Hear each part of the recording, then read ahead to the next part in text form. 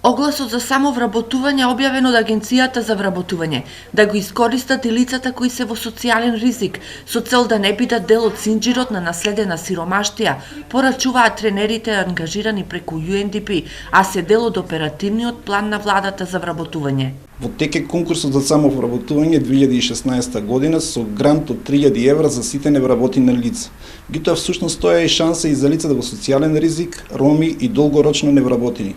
Во Македонија се ангажирани 9 тренери кои треба да им помогнат на лицата да се одлучат на чекор за самовработување, додека во Источна Македонија има тројца.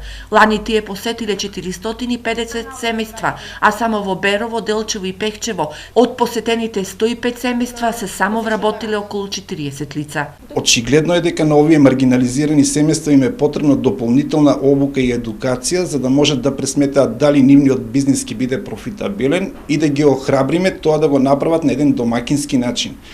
Од нашето искуство можеме да кажеме дека најмалку 10 семејства кои што можеби никогаш не ми отвориле собствен бизнис, денес отворија своји такси фирми, сендвичари кои што со успех работат и се пример за останатите семејства. Официјално 27,3% од жителите на Македонија живеат во длабока сиромаштија со помалку од 40 денари на ден.